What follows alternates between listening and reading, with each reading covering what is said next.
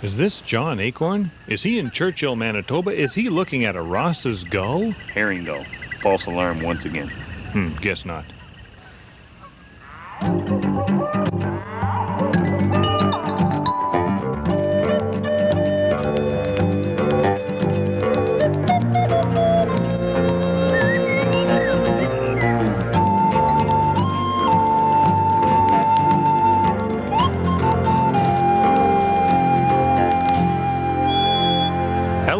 Fellow birdwatchers, and welcome back to Churchill, Manitoba.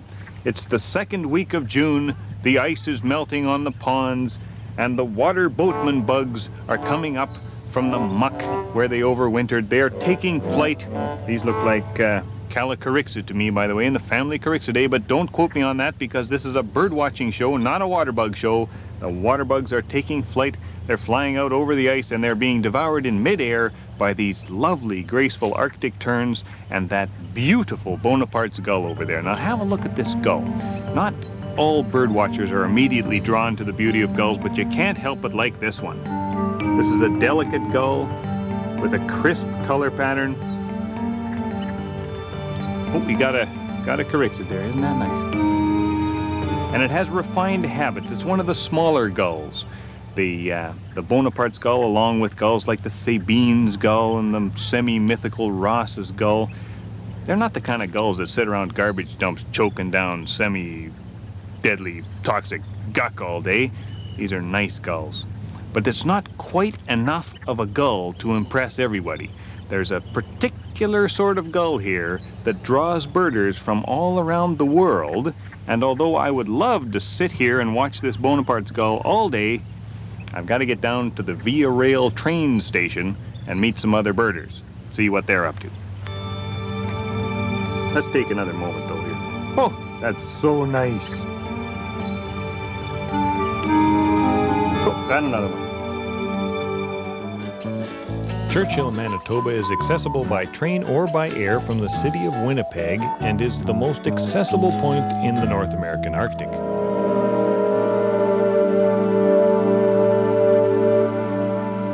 This is Bonnie Chartier, author of A Birder's Guide to Churchill, an excellent book that I've found extremely useful during my time here. Bonnie, you did an excellent job. It's available locally and through the American Birding Association. Yeah. Yes, they do most of the marketing. Right, yeah. So tell me, where do people come from to come birding in Churchill? Most of my clients come from the United States. Mm-hmm. Some come from Canada, a few from Europe.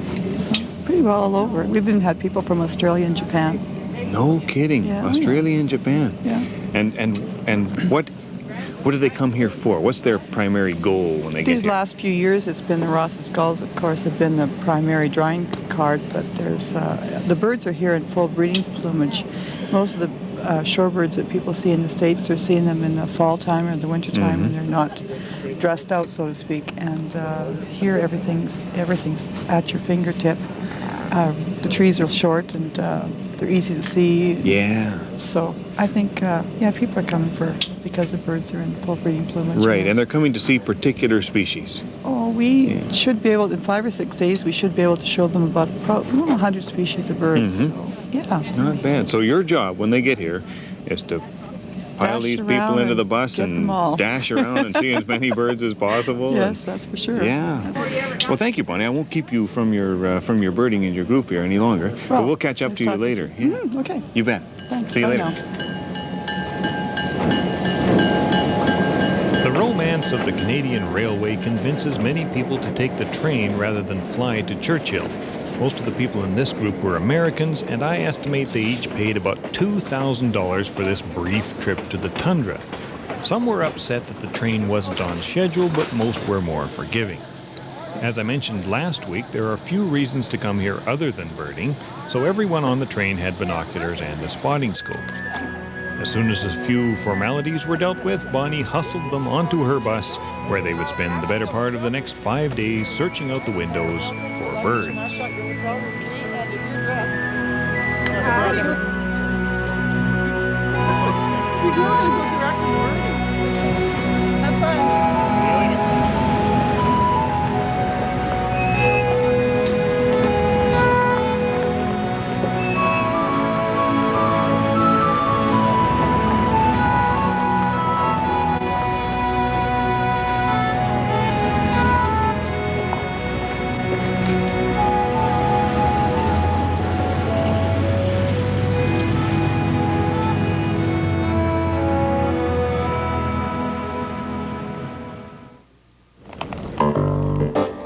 enough, I ran into the birding tour at their first stop, the Ross's Gull Ponds. There were no Ross's gulls there, which was no big surprise to me.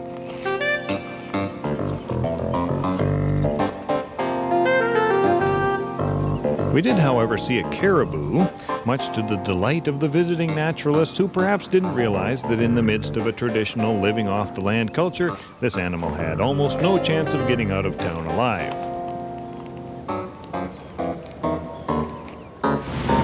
Our fellow birders then paid a visit to another great gull spot, the Churchill Dump. Now, I mean no offense by this, but I was beginning to wonder what these people wanted in a so-called wilderness encounter.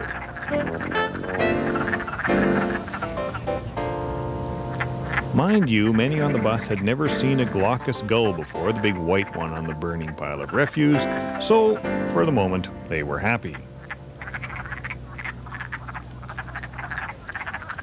You know, birders come up here to Churchill from just about everywhere. I just ran into Laura and Dave down at the Ross's Gull Pond. Where are you folks from? Florida. Oh, is that right? Florida. Sarasota, Florida. And you're all the way up here. What brought you here? The birds, of course. Churchill is famous for one particular bird, Ross's gull. I knew you were going to say that. Funniest thing. Have you seen one yet? No, haven't seen one yet. It's yet. One of the few birds in North America that I have not seen. Oh, is that right? If I see this one, it'll be number 776. This is heavy pressure. Heavy pressure. Yeah. And you're out on the same plane that we're out on.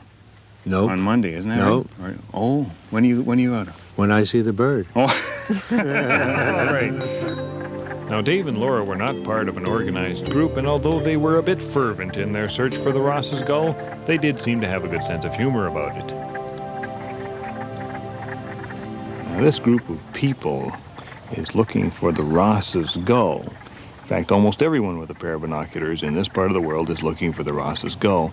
And this is a logical place to look because these are called the Ross's Gull Ponds, in honor of the fact that occasionally there have been Ross's gulls here. Now, of course, there are no Ross's gulls here today, and in fact, there haven't been any Ross's gulls here this year. The word is that they don't come here until later when the ponds start to thaw a bit more, but you know, they could just be birding talk. You never know. The Ross's gulls might never come back here. Maybe they're out on the river.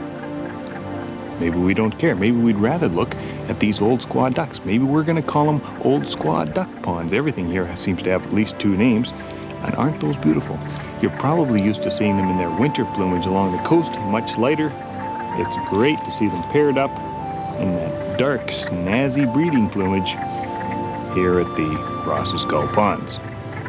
Let's have another look. Savor the moment. This is Northern Birding.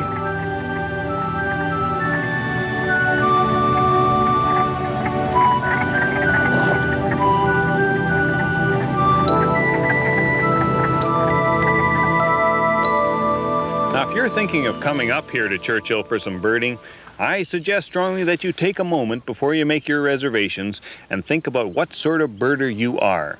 If you're highly motivated by your checklist, if you're the sort of person who would say, I need a Ross's Gull, instead of saying, I'd kind of like to see a Ross's Gull, and you're going to fit in just fine here because there are serious birders everywhere you look. In fact, you might as well take a birding tour because that's exactly what these tours, at least the ones that I've run into, are like. They are very much focused on finding particular species. If you're not that kind of person, and I must admit I'm not really a list-oriented birder myself, the idea of being on a bus with, you know, people who desperately need to see a Ross's Gull and they've paid a couple of $1,000s and they're not seeing it and they're getting grumpy, well, I don't like that idea at all. If you're like me, come up here with someone you like, someone you trust, and someone who likes birding because there's nothing else to do here in June. Rent a vehicle and see the place on your own. We did run into a European couple who were trying to bird this area by hitchhiking, but it didn't seem to be really working for them. I suggest you go all the way if you're going to come here at all.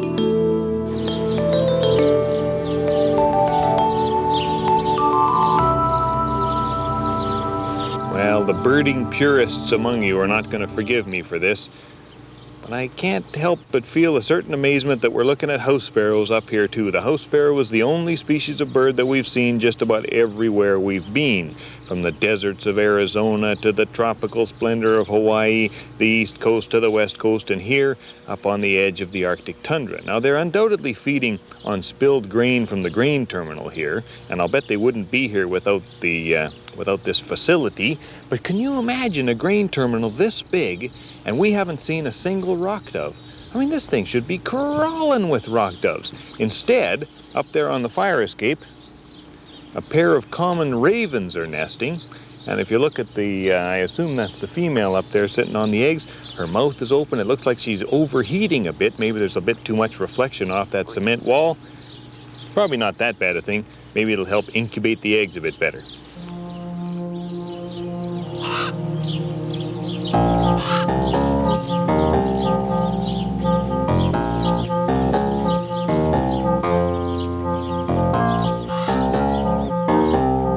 On the other side of the grain terminal, in the so-called granary ponds, large numbers of migrating ruddy turnstones were gathering.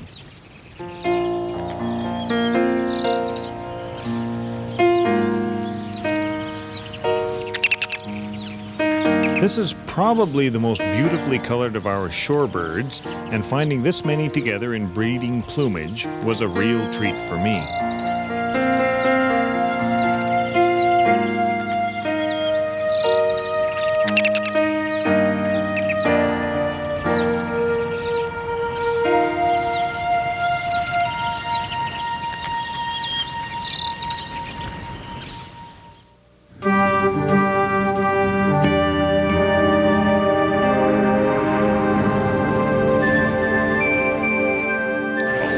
Busload of people from the Maritimes. They've been here for 4 days. They're leaving today, and they didn't see a Ross's gull. It's kind of sad, but they had a good time anyway. That's good. Like to see that. I'm having a good time myself.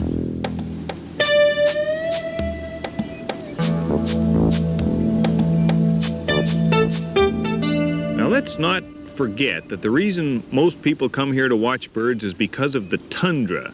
This is a particularly rocky bit of tundra right here. There's also flat, dry tundra, and there's wet tundra. Tundra has no trees, the vegetation is very short, and it's fighting against the elements.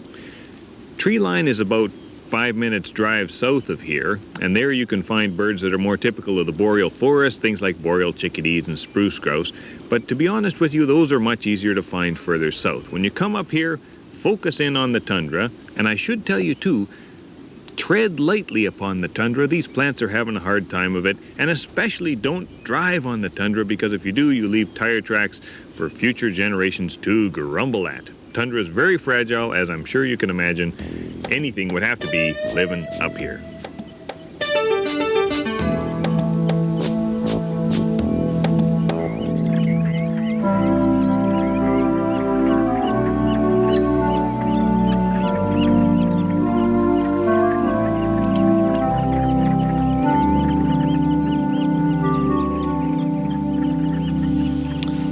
Isn't that a beautiful sight?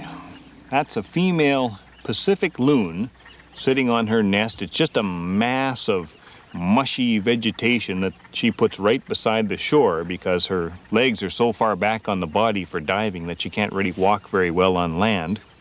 And that's the male loon, Pacific loon, out in the water there. You know, we think about the common loon as the great symbol of the north, but you get this far north and there are no common loons. You're looking at nothing but Pacific loons, at least here in the ponds. There could be a few red-throated loons around here, but these are all Pacific. That's a beautiful bird. I love the gray, sort of velvety head, and every time they turn the head, you see a little sheen off that grayness. Very nice.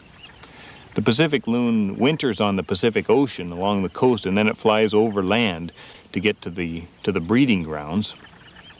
And it's very, very similar to another bird called the Arctic loon.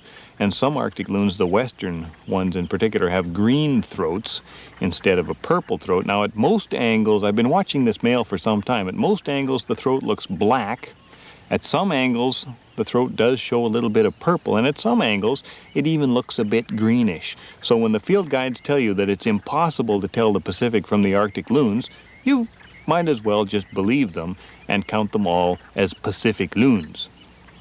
Anyway, I don't think you could get a nicer looking bird. That's a very elegant bird. No offense to, those who love the common loon, but I think this is an even more beautiful bird than the common loon. What do you think? Have another look.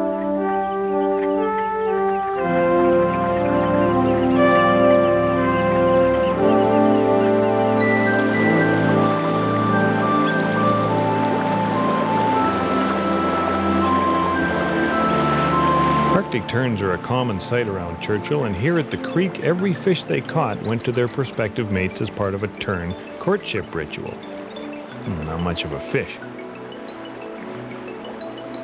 Arctic terns are best identified by their short heads, their long tails, and all red bills with no black tip. And of course by the fact that they are by far the most common tern in this part of the world.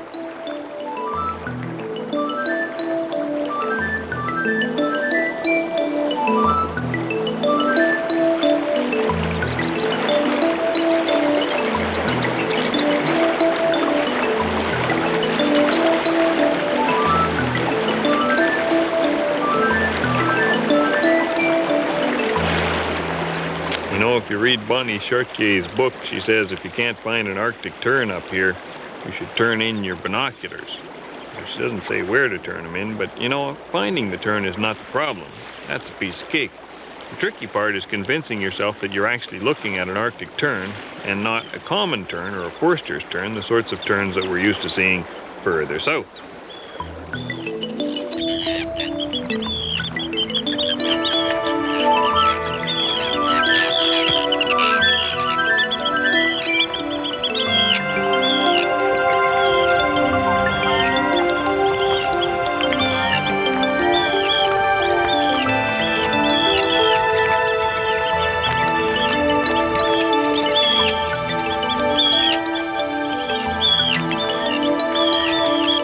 I've spent many hours at the Ross's Gull ponds and many more hours staring out at the mouth of the Churchill River, and I still haven't seen the Ross's Gull. But just to prove that it is possible, Dave and Laura had success yesterday afternoon. Tell me about it.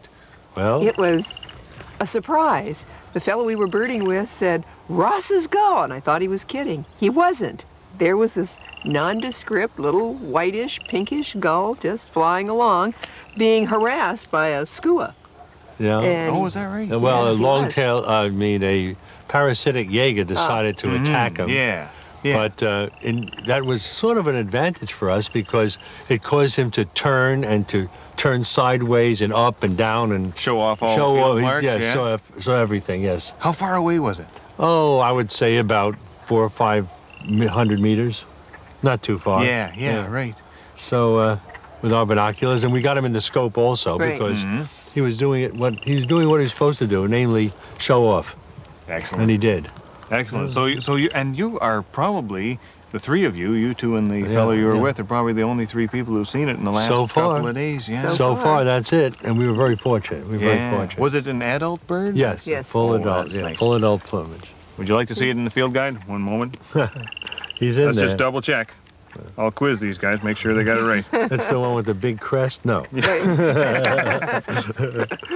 There we are. Adult Ross's Gull. That's it. Could you see the pinkness? Yes, Yes. there definitely was a pinkness. It's a cast rather Yeah, than an and obvious shape. this was where he was, All right, in the flying, in the flying in the mode. flying position. Yes. as You can opposed see his to... trailing edge with the white. You see that? Well, I've got to say I'm jealous a bit, but I'll keep trying. You'll get him. You'll get him. You'll get him. And if I don't, it'll just be an excuse to come back, don't you think? Oh, What a wonderful idea. Couldn't think of a better idea. Yeah. There you go. Okay, well, we're not giving up, and they're going home on the plane with us Monday. All right. Of course, before going off to search for the gull, I took time to check the rare bird alert board.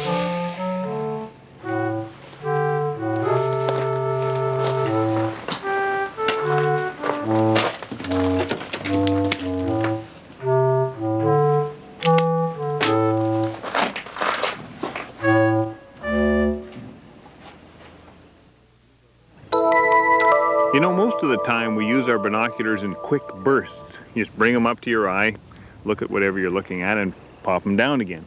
But if you do have to look at the same thing for a long period of time, it's important, first of all, to get comfortable. And this situation is perfect. I can support my elbows, my arms won't get heavy, and I won't get tired that way. And it also helps a great deal if you have comfortable binoculars. That's why a lot of birders prefer roof prism binoculars with the straight tubes to them. They're easier to hold comfortably for long periods of time. And of course, binoculars with good optics will be easier on your eyes than binoculars with lousy optics. So this should be a very pleasant session for me, looking out at the mouth of the Churchill River, hoping to see something interesting. Hoping, that is, to see something interesting. Yep, I sure hope I'll see something.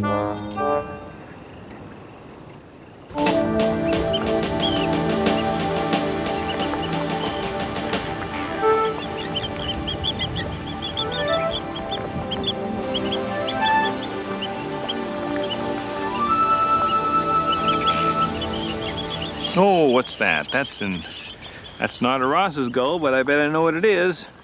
Ooh, yeah, that's good. That's a Sabine's gull. I've been looking for Sabine's gulls for years. That's a lifer for me. Never seen one before in my life. Isn't that neat with the black head and the strange white patch in the wing there? Excellent, wonderful. That's good enough for me. Always happy to see a new gull. Right on.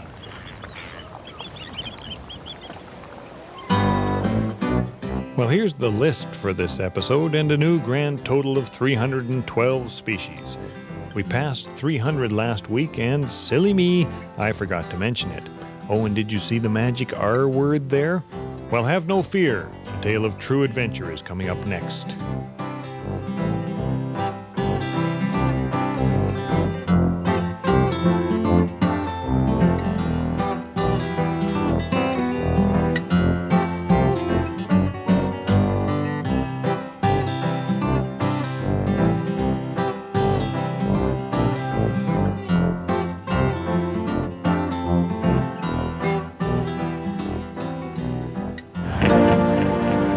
Okay, picture this. It's about 7 p.m. and all these people should be having dinner according to their itineraries, but instead they are lined up along the railway track, staring out at the river. People from different tour groups are mingling together. Some are happy, some are sad, and some are too intent to say much about anything. Can you guess what all of this means?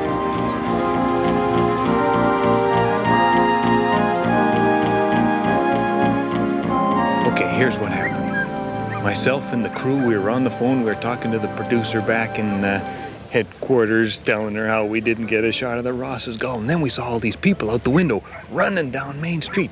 And when you see that many retired people running down Main Street, something's up. So we hopped in the van. We followed this 4 tour buses worth of people. We followed them, dust everywhere. There was the Ross's gull. It was circling over one of the granary ponds near the beautiful grain terminal. We just barely got the camera set up. It crossed the road, headed out across the river. We got this wonderful shot of 2 little specky gulls. One of the rear one, and that's the Ross's gull, believe me. Honest, it's a Ross's gull. The other one's a Bonaparte's gull. And they went way up the river, and these people behind me are now staring very intently out at a bunch of nothing. Some other ones took off up the road. They're hoping to see it. So there you go. That's not my kind of birding, but if it's your kind of birding, come on up to Churchill. Until next time, happy birding to you. We'll be visiting another Canadian birding hotspot next time, a place where you don't need your long underwear in June. Join us then. Until then, I don't know, maybe we'll get another look at that gull.